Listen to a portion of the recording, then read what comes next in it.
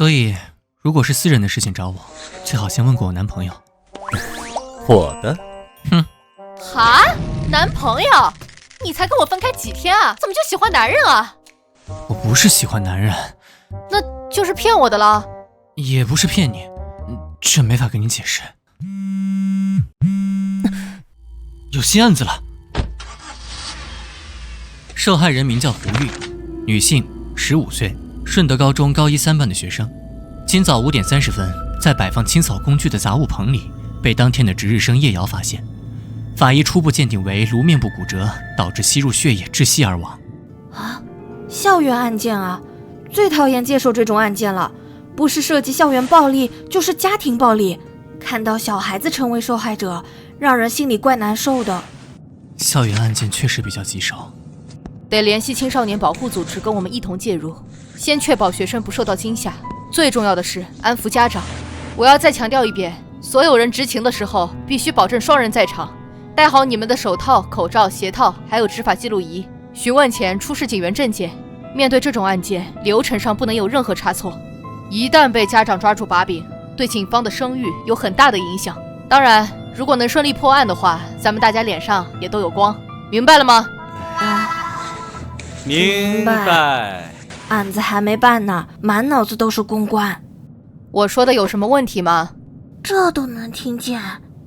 案件天天都有，谁也不能保证接受了就能破案，但有损警方声誉，就是砸了自己的饭碗。干我们这行，在拯救别人之前，先学会保护自己，至少别拖累我。他一直这么讨人厌吗？唉，每个人的立场不一样吧。林先生，许久不见了。一群人盯不住一个人吗？他把6个保镖都打伤了，其中1个已经送去医院急救了。他是个疯子，担心他危险到你的安全，我已经调派更多人手去公司保护你。来不及了，按时间算，他已经到了。林先生，有人找。有什么条件可以直接跟我讲，别为难一个小姑娘。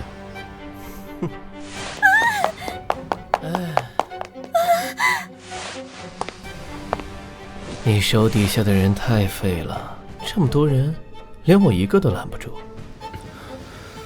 真的能保护你吗？我会考虑换家安保公司，下一次一定先让你进医院。没有下一次了，这次我就打算赖上你了。我这么喜欢你，你却叫人对付我，真的好让人伤心啊！你说该怎么赔偿我呢？把你的脏手拿开，不然我开枪了。哦，美人不要玩这种危险的东西，想杀人没那么容易的，要一枪致命，至少应该打在这里。开枪啊！我可是趁你喝醉，你不喜欢被人触摸的所有地方。哦，不止摸过。闭嘴！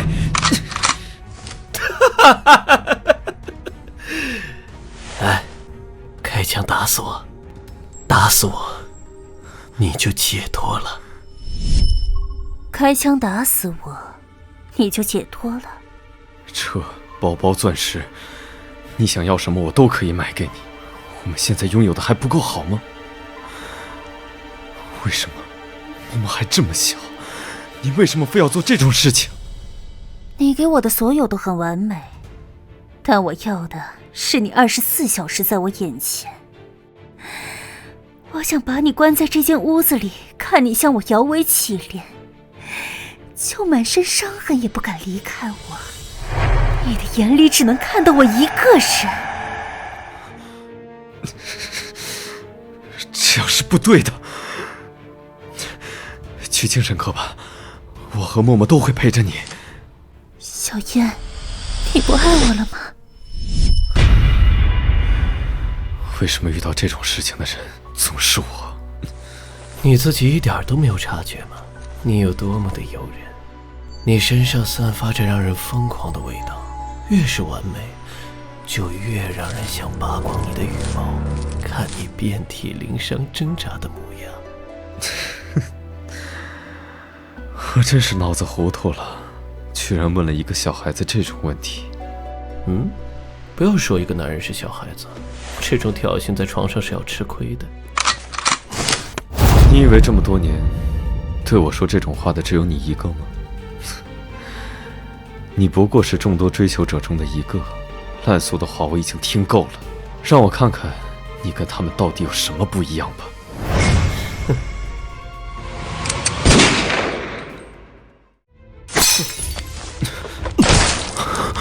你在干什么？你疯了！要说我跟他们有什么不同，真的，我也不知道。人和人之间能有什么不一样？长相、身份、金钱，追求独一无二，本来就是件很可笑的事。人总是会下意识把自己刚认识的人按照自己熟悉的方式归类。无论怎么样，我都不可能是你没见过的类型。别说话了，你需要叫医生来。你要是死在我办公室，我会很麻烦。在我看来，你也一样，和我的每一个情人都一样，漂亮、迷人，让自己血脉喷张，想要据为己有。人渣！拿我的命赌一赌，如果这一次我死了，就算我们没缘分；如果没死，我这个人渣一定会一直纠缠你。死了这份心吧，我对滥交的人不感兴趣，在我这里，你什么都得不到。你知道吗？从小到大，越是得不到的东西，就越让我兴奋。我的世界里只有掠夺，没有规则。只要我哥哥活着，徐家不会分给我们任何东西。小秋，你要记住，你想要什么都要靠自己抢。我知道了，爷爷。不惜一切手段，我都会得到你，你跑不掉的。你经历过什么样的悲惨童年，跟我没关系。我不喜欢救赎人渣的游戏。对，差点忘了，你只在乎你儿子，他可不像你想象的那么乖巧可爱。当年那场事故里，姑姑想杀的人本来就是他。你说什么？想让我继续说吗？总得给我点好处吧。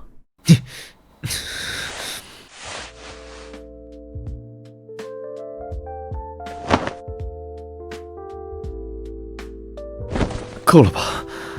这是你第一次主动，味道真好。想不到吧？你儿子8岁的时候就已经是撒谎高手了，压根没有姑姑想要自杀这回事。捕猎者的药从来不会对小孩子用，所以被姑姑注射了药物要一起赴死的话都是骗人的。是林墨想杀了他的亲生母亲。难道说林墨也和他妈妈一样？我又该拿你怎么办？请问现在案件有没有什么新的进展？我们什么时候可以进去采访？学校方面又是准备如何处理？您好，我姓陈，陈苑，是青少年保护组织的负责人。这位是周老师，是高3年级的教导主任，学校里的情况都可以问他。周老师您好，我是陈阳，刑侦2组的组长。我们到现场去看一看吧。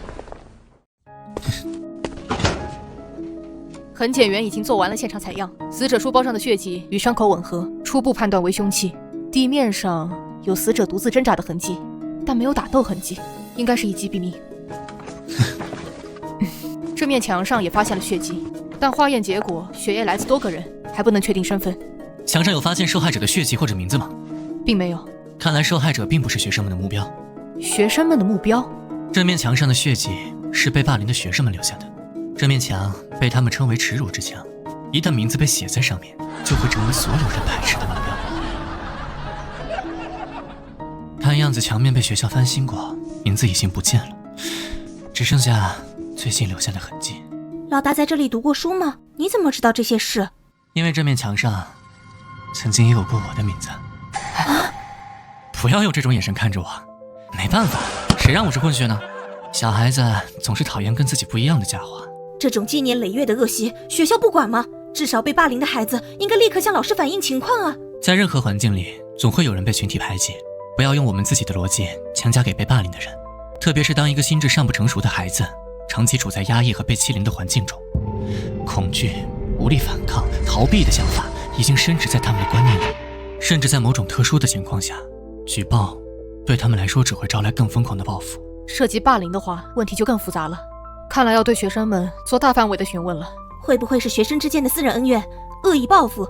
仇杀会有过度攻击的痕迹，凶手只袭击了受害者一次，然后眼睁睁看着受害人因窒息挣扎致死，接着清理现场离开，每一步都是算计好的。如果凶手的目的不是杀人，突然发现对方死亡，一定会在惊慌留下线索。如果目的是杀人，什么人会选择书包这种极具不确定性的工具？真正的死因一定不是单纯的窒息。那件事后来呢？什么后来？哥哥被他们霸凌之后。后来他们每次找我麻烦的时候，我就对他们微笑，久而久之，他们自己觉得没意思，就不再搭理我了。那时候我明明已经和哥哥住在一起了，为什么从来没听你提起过？那时候我刚刚失去家人，心灰意冷，几次都想着就这样被他们折磨死算了，反正一了百了。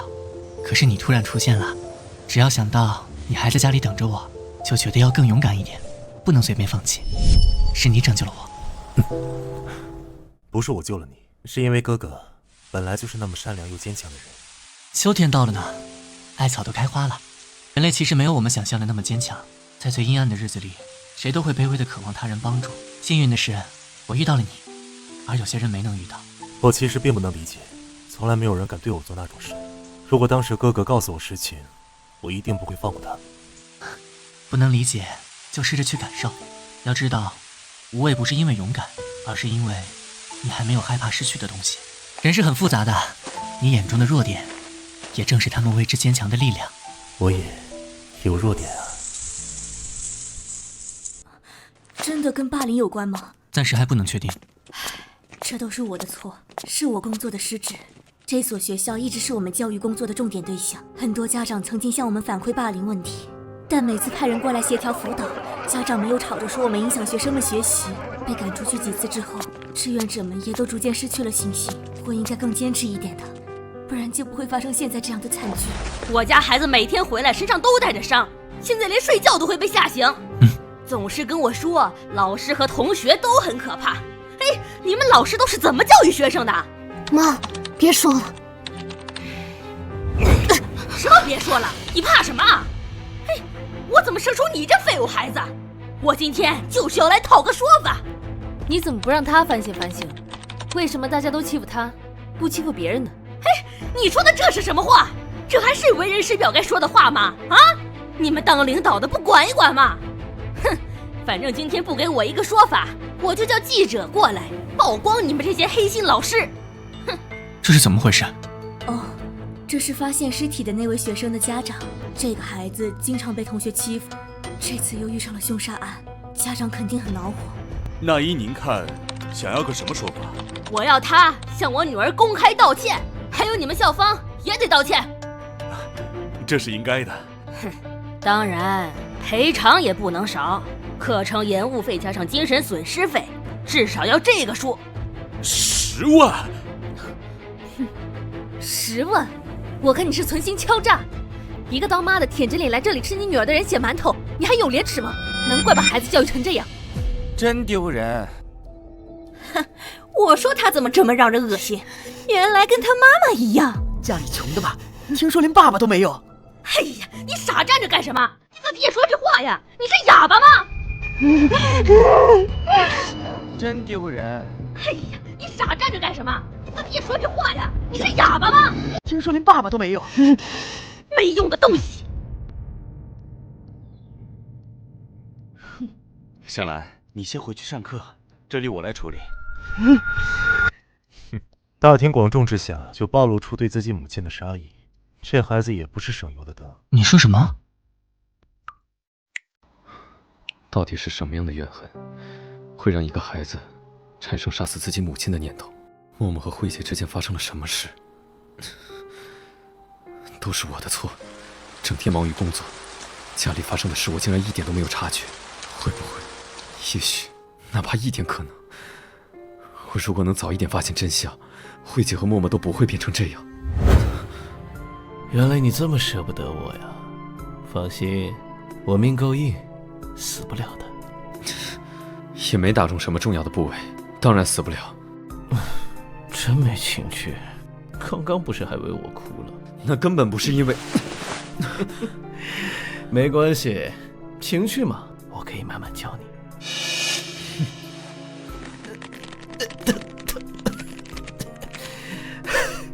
你还有话没讲完，你怎么知道默默和他妈妈之间的事？说来说去，还是为了你儿子。你呀，还是这么薄情。不过，看在他早晚也是我儿子的份上，可以告诉你，姑姑偷偷跟你结婚的事，其实慧藏早就知道了。不过，他更看重的是林默，他想要培养林默继承武联会。我不跟他打，我打不过他。你能做的只有胜利和被他殴打。还手呀！太弱了。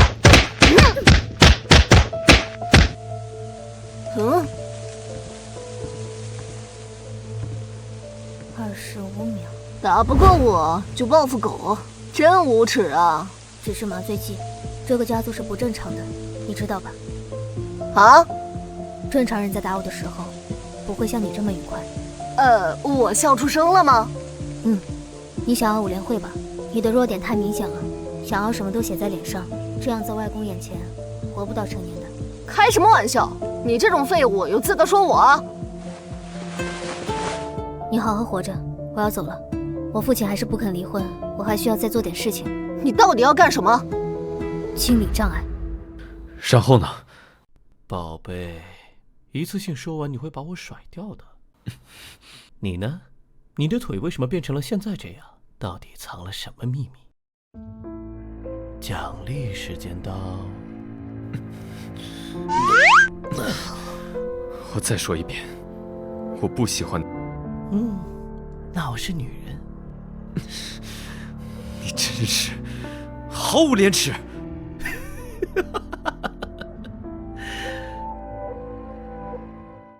林先生，股东们要求您对徐秋闯进公司的事情做出解释，要临时召开董事会。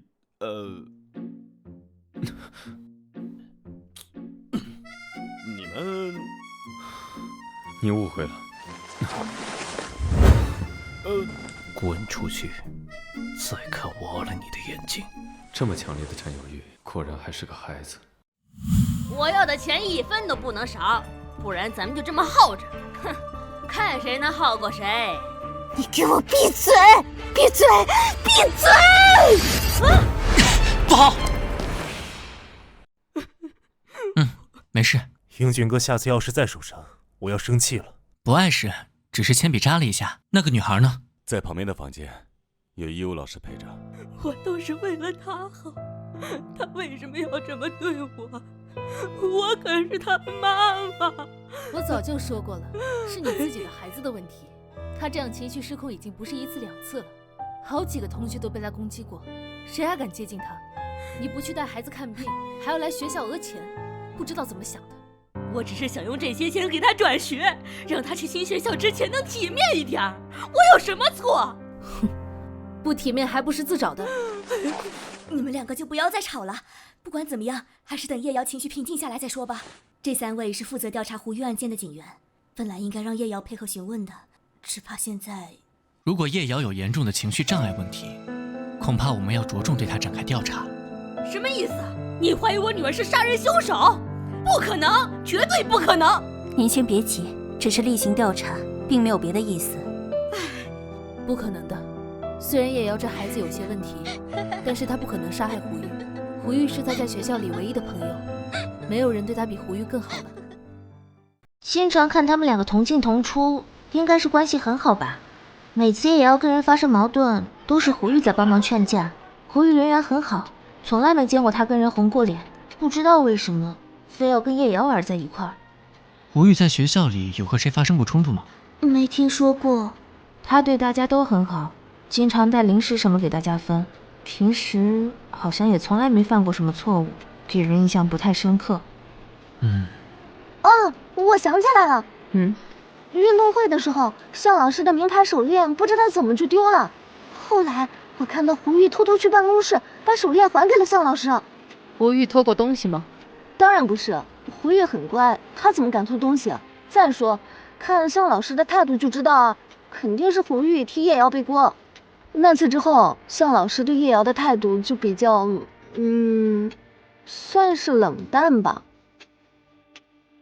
确实是叶瑶，胡玉当时说是自己拿的，但是后来我去调了监控，拍到了叶瑶偷东西的画面。我本打算找他家长聊一聊，但你们也看到了，叶瑶的家长是这种情况，通知家长，恐怕只会对孩子造成更不好的影响。那您知道胡玉为什么会跟叶瑶这么要好吗？不清楚。今天的调查就先到这里吧，辛苦您了。配合警方工作是我们应该做的。不好意思打扰一下，请问高一3班怎么走？高一3班？我是公交司机。你们学校有个学生落下了药品在我车上，我就知道是高一3班的，好像是姓胡，名字想不起来了。我查过许久，他目前是5联会一个堂口的老大，专靠色情产业和网络博彩业营生。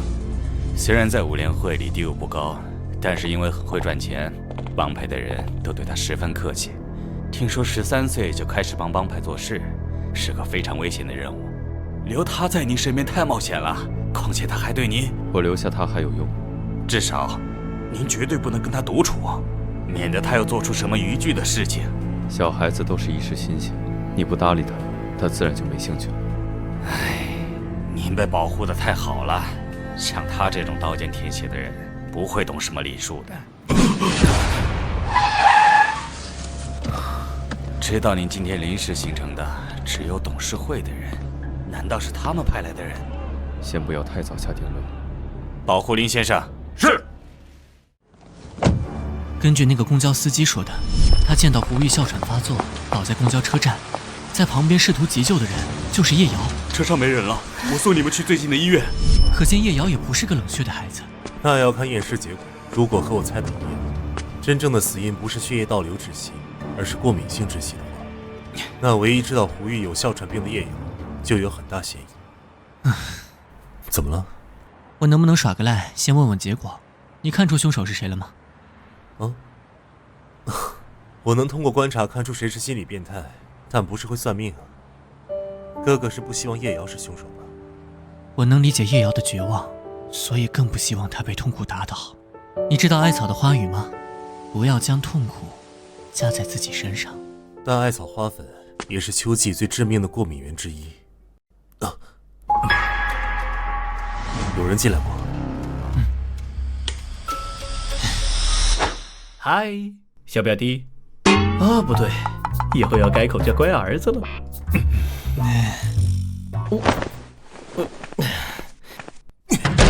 这个人我在资料里见过，是5联会的人。林默怎么会和帮派的人纠缠在一起？你来这里做什么？林周燕被绑架了，你现在被黑白2道盯着，冒险露面就为了他？他们是冲我来的，目的当然是为了找到你藏起来的那个牧师。告诉我牧师在哪里，我立马就走。牧师是筹码，不可能告诉你。况且你就算把他送过去，宋议员也不会放过你。无所谓，那我就去跟你爸爸殉情吧。你说话好恶心，我甚至不想帮你。